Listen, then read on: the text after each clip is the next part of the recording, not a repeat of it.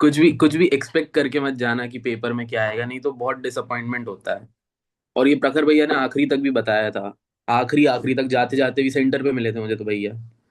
कुछ एक्सपेक्टेशन नहीं रखनी चाहिए पेपर से।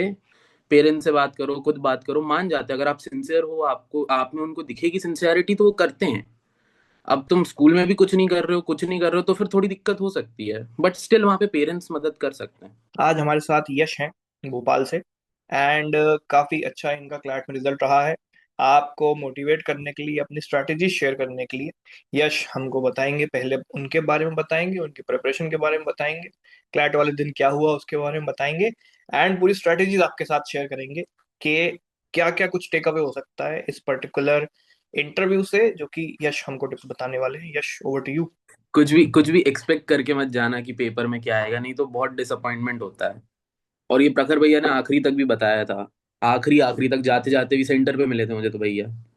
कुछ एक्सपेक्टेशन नहीं रखनी चाहिए पेपर से।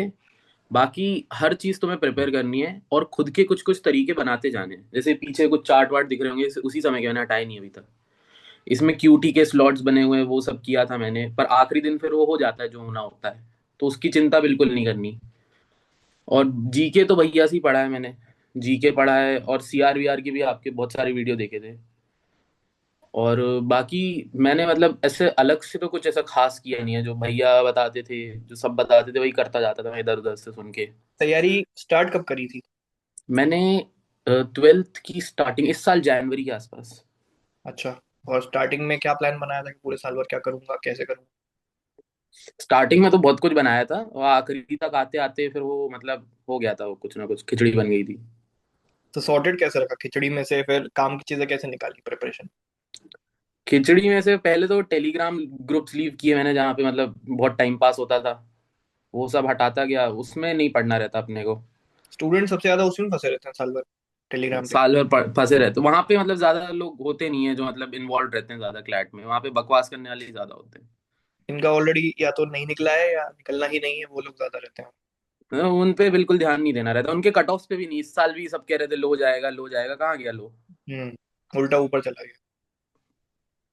तो फिर प्रिपरेशन स्टार्टिंग के 3 महीने कैसी रही, उसको कैसे शेप करा, पहले वो बताओ। जैन फेब मार्च में क्या करा? क्योंकि अभी ये जो स्टार्टिंग, इंटरव्यू है हाँ। ये सबसे ज्यादा रेलेवेंट रहेगा जैन फेब मार्च के बच्चों की। स्टार्टिंग में तो यार देखो, पहले जीके को लेके क्लियर रहना, क्योंकि मेरे साथ यही दिक्कत हुई थी कि मैंने जीके पहले इतना ध्यान नहीं दिया था। समझ भी नहीं आया था, समझने में भी टाइम लगा था। तो जनवरी से जीके थोड़ा सॉर्टेड लेके चलना है, क्योंकि पिछले इतने सालों से जीके डिफिकल्ट तो बिल्कुल नहीं आया है। तो अगर साल भर करते जा रहे हो तो इजीली जीके हो जाता है। जीके में कोई दिक्कत आनी नहीं चाहिए। इस बार कोई भी दिक्कत थी तो वो एआर थी, पर एआर भी बहुत इजी था, बहुत डुएबल था। अगर आप पहली बार भी कर रहे हो तो एक दो छोड़ के मतलब ऐसा कुछ था नहीं। तो स्टार्टिंग में वही अपने कोर कॉन्सेप्ट्स अगर हैं नहीं स्ट्रांग तो वो करने हैं। साथ में जीके करना है। अगर आपके कॉन्सेप्ट्स ऑलरेडी स्ट्रांग हैं तो फिर आपको बस प्रैक्टिस ही करनी हो, तो फिर साल भर क्लैट में और कुछ क्या करना है। अच्छा, और ये तुम फ्रेशर हो ना, ड्रॉप ईयर नहीं हाँ, है? फ्रेशर हूँ। तो स्कूल के साथ कैसे मैनेज किया इसको पूरा? क्योंकि एक इशू ये भी आता है बच्चों को, स्कूल के साथ कैसे करें। ये मेरे साथ भी इशू था। यार देखो, उसका एक ही सोल्यूशन है कि स्कूल वालों से बात करनी पड़ती है। मैंने भी प्री बोर्ड नहीं दिए हैं। प्री बोर्ड का एब्सेंट ही दे रहा हूँ मैं, अभी अभी अभी दे रहा हूँ मैं वो। तो मतलब वो यही है कि मेरे प्री बोर्ड हो चुके हैं स्कूल में, पर वो मेरे अलग से ले रहे हैं, तो ये आपको जाके बात करनी पड़ेगी। यूजुअली स्कूल वाले सुन लेते हैं। पेरेंट्स से बात करो, खुद बात करो, मान जाते हैं। अगर आप सिंसियर हो, आपको आप में उनको दिखेगी सिंसियरिटी तो वो करते हैं।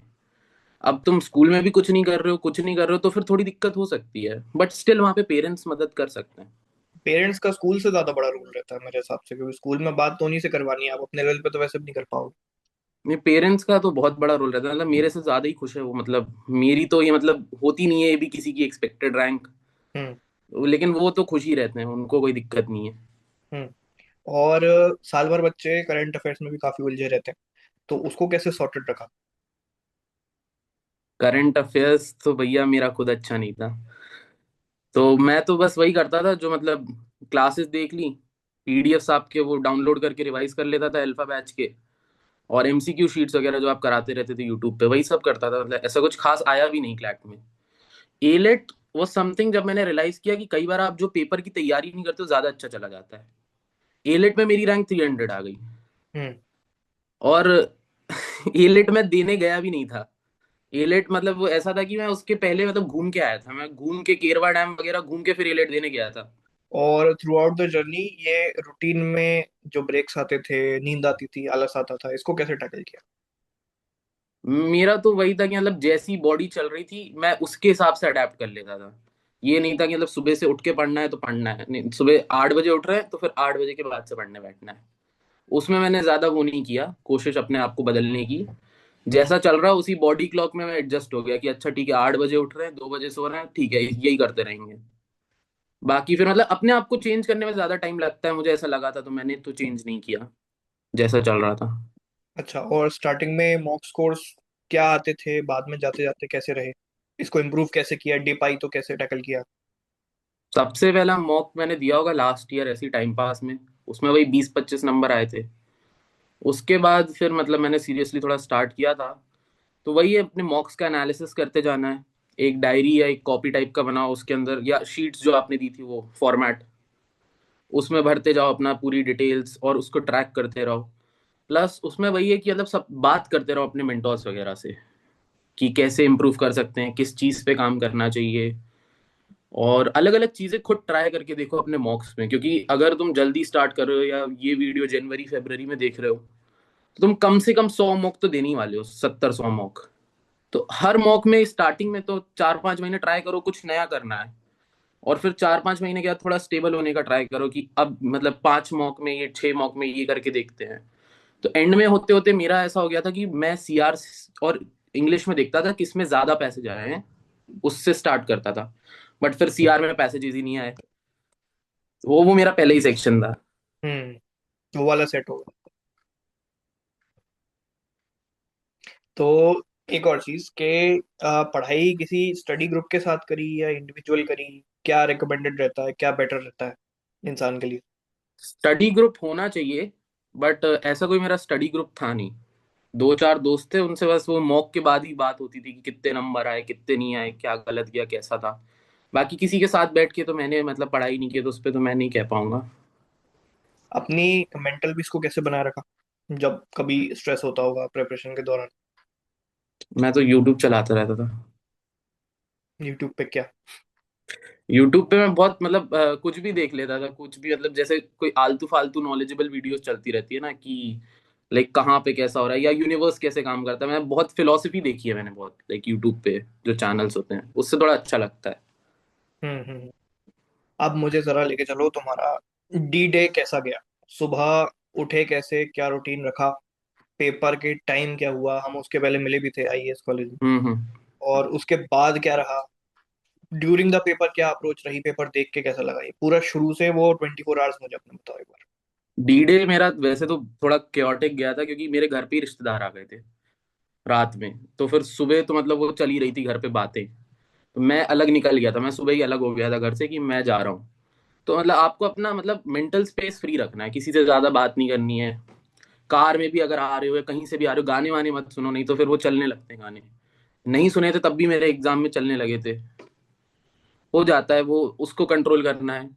नहा लो जल्दी, नींद नहीं आएगी। लाइट खा के जाना चाहिए।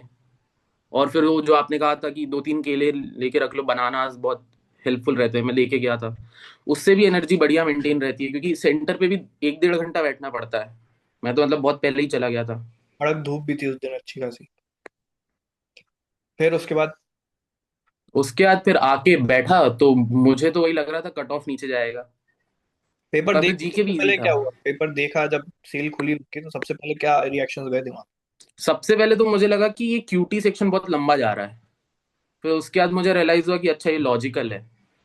बट फिर मैं लॉजिकल से स्टार्ट करता था, तो फिर मैंने फिर इंग्लिश से स्टार्ट किया। फिर लीगल पे गया, लीगल में भी जीके बहुत ज्यादा आ रहा था। फिर जीके गया, आखिरी में मैंने सीआर उठाया था आधे घंटे में। और उसमें मेरे ब्लड रिलेशन के दो गलत हुए हैं बस।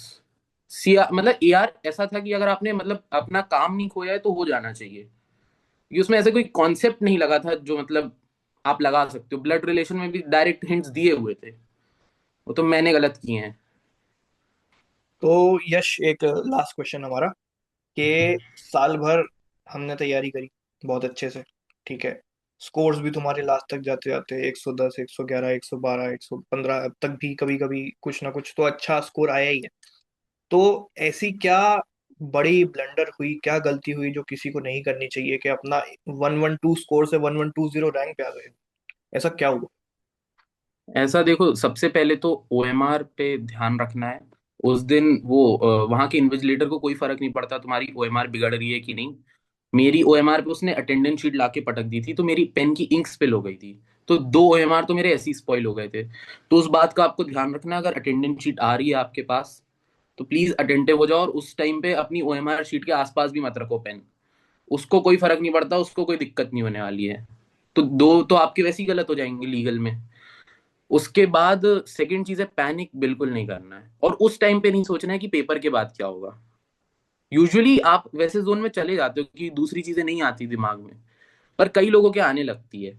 तो उस चीज को आपको मतलब बिल्कुल साइड रखना है, जो भी होगा 2 घंटे बाद देखा जाएगा। उस 2 घंटे में तो बस आपको पेपर ही सॉल्व करना है जिस तरीके से आप बेस्ट कर सकते हो। और कोचिंग की आंसर की किसी भी मत देखा करो एग्जाम के बाद, वो सबसे बेकार चीज होती है। कभी मैंने आंसर की ही नहीं निकाली थी इस बार। वो सब नहीं करना चाहिए। तुमने खुद देखा हो तुम्हारे स्कोर में कितना फर्क। देखा था। हाँ। कितने मार्क्स का चेंज आया है उसमें कोचिंग के आंसर से? उसमें 6 नंबर का चेंज आया है, 96 से 90 पहुंच गया। और सारे ही एक ही थाली के चट्टे बट्टे हैं, आंसर की निकालने वाले। तो ठीक है यश, बहुत अच्छा लगा आपसे बात करके। एंड फ्यूचर एस्पिरेंट के लिए आप कोई 3 गोल्डन टिप्स देना चाहें अगर जाते जाते, कि भाई ये प्योर गोल्ड है, इसके अलावा तैयारी में तुम्हें और इससे अच्छी टिप्स मैं नहीं दे सकता टेक्निकली।